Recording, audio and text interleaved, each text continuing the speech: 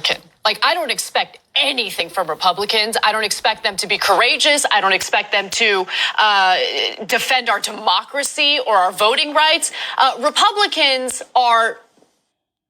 I'm going to stop before I say words that, will probably get me in trouble with the FCC on this show. But let me go ahead and give you some of Trump's recent tweets. And then I want to rage more against Biden and his whole ideology of unity, because this is what he wants to unify behind. So Trump tweeted this: "We have claimed for electoral vote purposes the Commonwealth of Pennsylvania," meaning that he thinks he won Pennsylvania already, "which won't allow legal observers. The state of Georgia and the state of North Carolina, each of which has a big Trump lead. Additionally, we hereby claim the state of Michigan." We hereby claim it. Oh, well, okay, good for you. "If, in fact, there was a large number of secretly dumped ballots, as has been widely reported." Reported nowhere in legitimate media. I don't know what the Breitbarts of the world are doing these days and what conspiratorial fantasies they have, but there are no actual reports of any ballots being dumped, let alone magically dumped. I'm done with it. I'm done with it. So that's Donald Trump doing what Donald Trump had threatened to do, right? For months. We all knew this was going to happen. And Joe Biden, I'm going to pull up the tweet. Nonsense conversations about unity. Hey, Joe, Republicans don't respect you. Now that the Senate is sure to continue to be controlled by Republicans, that means that you will get absolutely nothing done for at least the first 2 years of your presidency. Okay? They will go against anything and everything that Biden wants to do. And keep in mind that Biden, when you really think about it, is more representative of like a 1980s Republican.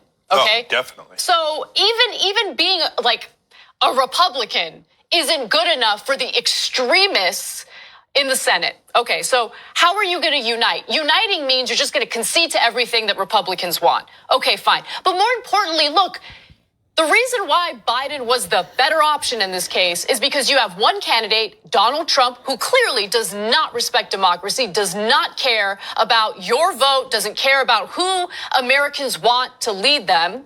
And then you have Biden, who, in the very least, and this is honestly the only thing I can point to at this point, believes in counting every vote.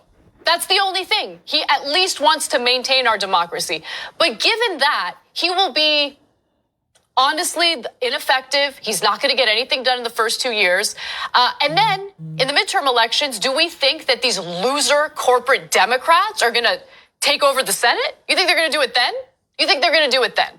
They're not going to do it then. And then when Biden's done with his first term, you think this country is going to elect Kamala Harris? You think that's going to happen? Do you? This country is a disaster and our biggest enemies as progressives.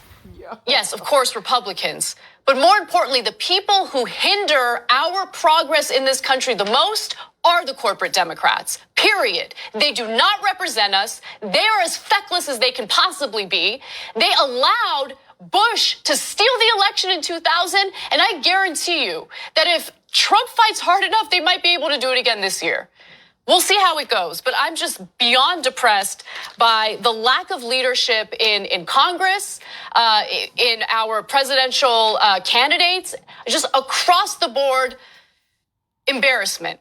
And we have a significant portion of this country essentially raising their hands and saying, yeah, that's right, we don't believe in democracy. Yeah. We just pretended like we believed in democracy when we wanted to point to Colin Kaepernick and tell him he's a bad guy for kneeling during the national anthem. Oh, he is not respectful to our troops. What do you think telling people that we shouldn't count every vote means? You think that's respectful to our troops? Who supposedly fought for our freedom, according to what they say? Yeah. It's pathetic. The people agree with the salt dragon. Mario Williams writes in on Super Chat, "I feel your frustration, Anna, and you're right. Unite with QAnon. Why are we even validating them? Why are we validating any of these illegitimate Republicans? The Democrats do a huge favor to Republicans when they go, I mean, look, this Trump is an aberration. Normal Republicans are great. They're wonderful. They're great. No, they're not. They all agreed with Trump. They all agreed with Trump. Almost every Republican senator and almost every Republican congressman on almost every issue agreed with Donald Trump. So why are you doing them a favor by increasing their brand? and making their brand more positive when you should be pummeling their brand right now. Joe, they're on the other side. They're on the other side, okay? Your job is to beat them, okay? And so, look, I actually think it's the situation is a little bit worse than Anna said, believe it or not, because the way that it is going to work is now that the Democrats unbelievably have basically lost the Senate. They were supposed to retake the Senate, and they had these monumental advantages in every way. But they're losers. But they lost, and so it looks like right now the Republicans are favored to keep a slight majority in the Senate. So that doesn't mean we're not going to get anything done. That's a terrible case scenario where the Republicans will blame all of it on the Democrats and win the next election while we get nothing for electing a Democrat. Now you're saying, Jake, how could it be worse than that? I know Joe Biden. He's going to be desperate to do a deal with the Republicans. Desperate. And they're going to be like, come to Papa. So Mitch McConnell is going to offer him one horrific deal after another.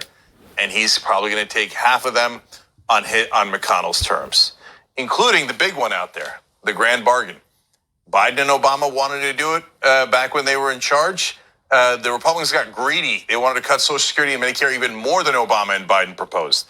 This time around, Biden might come back to try to finish the job. And I think at this point, McConnell will be like, oh, you want to cut Social Security and Medicare? Yes! So I hope to God it doesn't happen. But that's on the board. That is a very distinct possibility.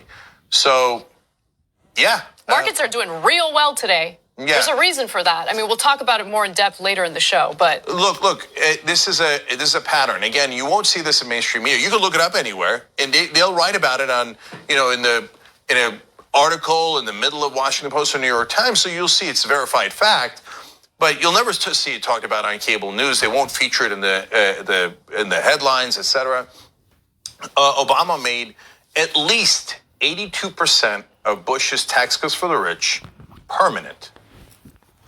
Bush couldn't do that. He couldn't get that through the Congress. He had to have what's called a sunset provision. Obama's like, no, I got you, dog. No problem. We'll make 82% of it permanent, okay? I'll finish the job for you. And then Obama and Biden offered to cut Social Security and Medicare. Why do you never see that in cable news? Oh, no, Obama and Biden are sainted. We're not allowed to criticize them. What are we, press?